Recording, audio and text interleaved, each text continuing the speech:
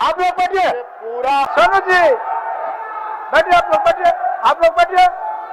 चलिए चलिए, आप लोग बैठिए, आप लोग बैठिए, आप लोग बैठिए, आप लोग बैठिए। चलिए माननीय मुख्यमंत्री, आप लोग बैठिए ना यार, बैठिए ना। चलिए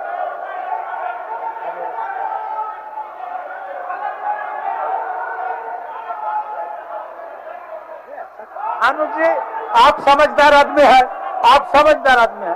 चलिए अध्यक्ष महोदय, चलिए। हमारे विपक्ष के साथी तो पुनः मुझे यहाँ देखकर कैसा महसूस हो रहा होगा, इनके आचरणों से दिख रहा है। अध्यक्ष महोदय, ये फिर से अपने आचरणों के अनुरूप व्यवहार में आ गए हैं। खैर, उससे कोई चिंता नहीं है। मुझे पता है कि आज इन लोगों के पास कोई राजनीतिक ना इनकी सोच है, ना इनके पास कोई एजेंडा है।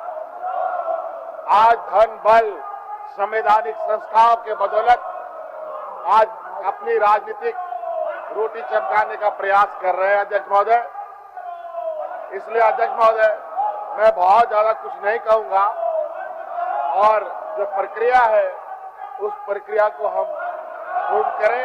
इनको जवाब देने के लिए आप हमारे पास पूरा समय है। भाषण तो आप लोग नहीं झेलिएगा तो चलेगा।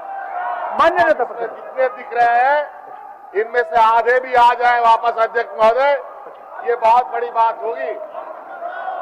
पूरे देश ने लोकसभा के चुनाव में तो इनको चेहरा दिखाई दिया है, अब बचा है राज्यों का चुनाव और बहुत जल्द ये चुनौती और ये राजनीतिक प्रतिस्पर्धा ये सीधा हमारे सरकार महागठबंधन के साथ होगा, जहां एक एक करके इनके जो सोच है, इनके जो षड्यंत्र है, इस षड्यंत्र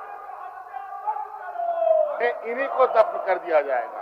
इसलिए अध्यक्ष महोदय, मैं माननीय सभी आदरणीय सम्मानित विधायकों को बहुत बहुत धन्यवाद, आभार प्रकट करूंगा।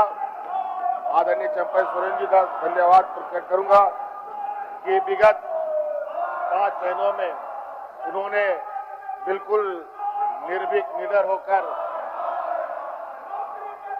सत्ता को भी चलाया, सरकार को भी बचाया। नहीं तो ये लोग जिस तरीके से खरीद फरोख्त और ऑपरेशन लोटस का सहारा लेकर, धन बल लेकर ये सड़कों पर घूमते हैं और उन पर नजर ईडी सीबीआई नहीं पड़ती, इनको सिर्फ विपक्षों पर पड़ती है। मुझे मालूम है अध्यक्ष महोदय, इस सदन में बैठे हुए लोग, अभी भी कई ऐसे लोग हैं जो उन संस्थाओं से सीधे तौर पर संपर्क रखते हैं। अध्यक्ष महोदय, इसलिए अध्यक्ष महोदय, वो भी निपटेंगे। सभी के बारे में बहुत अच्छा खासा हमने अनुभव ले लिया है, अब इनकी एक दाल भी नहीं गलेगी। बहुत बहुत धन्यवाद। जोहार। इस प्रस्ताव पर ये सरकार की बुनियाद ही धोखे से हुई है। ये सरकार ने अपना घोषणा पत्र में ही धोखा लिखा है। इस सरकार ने जो 2019 में अपने लिए बहुमत हासिल किया, इस सरकार का एक प्रबल नारा था, वो था प्रत्येक बेरोजगारों को प्रति वर्ष 5 लाख रोजगार देना, नौकरी देना, सरकारी नौकरी देना, और नौकरी ना मिले तो 5,000 और 7,000 का बेरोजगारी का भत्ता देना। ये सरकार का एक बहुत बड़ा युवाओं को ठगने के लिए एक ऐसा जाल था, एक ऐसा ट्रैप था जो इन्होंने प्रयोग में लाया। उससे 2 कदम आगे बढ़ करके हेमंत ने एक और विषय कहा था, हेमंत जी ने, कि अगर मैं ये नहीं कर पाऊं तो राजनीति से संन्यास भी ले लूंगा। मैं नहीं कह रहा, कई एक वीडियोज पूरे देश झारखंड में वायरल है।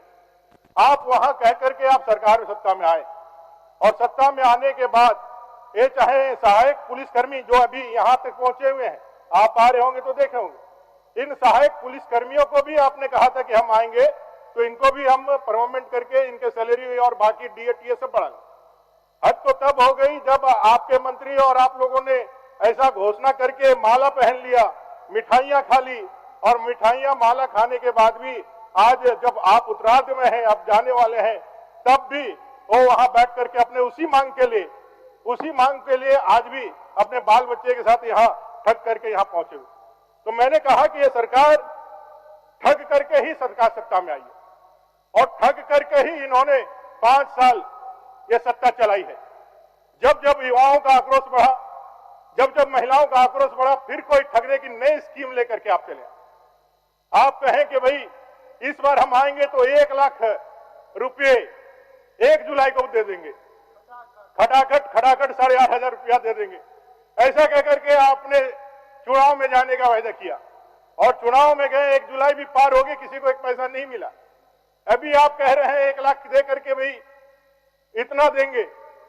महोदय, इस सरकार में 4 महीने से पेंशन नहीं मिला है। जिस योजना का ये ढिंडोरा पीटते हैं, बूढ़े बूढ़ियों को 4 महीने से पेंशन नहीं मिला है। हाई कोर्ट ने भी एक साफ निर्देशन दिया, और ये स्टैंडिंग ऑर्डर थ्रू गवर्नमेंट नहीं दिया। उन्होंने सीधे उपायुक्तों को कहा कि सरकार को समझना होगा कि संथाल प्रणा के जिलों में डेमोग्राफी चेंज हो रही है, और संथाल प्रणा के सारे डीसी इस बात को जानकारी रखे और आपस में समन्वय बना करके इस डेमोग्राफी को कैसे हम रोके, इस डेमोग्राफी चेंज को कैसे रोके, इसके लिए कार्रवाई करें। संख्या का तो विरोध नहीं कर रहे हैं, उनको संख्या तो ही है उनके पास, मैंडेट तो 5 साल के लिए था, लेकिन जो मैंडेट उनको मिला था जिस काम के लिए, वो उन्होंने किया नहीं। उन्होंने जिस तरह से धोखा दिया लोगों को, युवाओं को धोखा दिया, बेरोजगारों को धोखा दिया, यहाँ के महिलाओं को, झारखंड आदिवासियों को, दलितों को जो धोखा दिया, हम उसका विरोध कर रहे हैं। लॉ एंड ऑर्डर का ऐसा स्थिति, इतना डिटरेशन हो गया कि जंगल राज रिटर्न स्पीच को कह सकते हैं। जगन्नाथ मंदिर में रथ पूजा के दिन पूजा कर रहे हैं मुख्यमंत्री जी, और उसके 500 मीटर के दायरे में विधानसभा का सत्र आहूत है, और निवर्तमान सांसद को गोली मार दिया जाता है। और कितने उदाहरण चाहिए, और कितने ऐसे वाकया चाहिए जिससे आपकी आंखों में शर्म नाम की जो है वो चीज जो आपकी आंखों में दिखे। तो पूरी तरह से धोखेबाज, स्वार्थी, दलित आदिवासी विरोधी सरकार है, और इस सरकार के आने का पर्पस सिर्फ यही है कि इन्होंने जो घोटाले किए हैं उसको कैसे 2-3 महीने में उसको जो है मिटाया जा सके।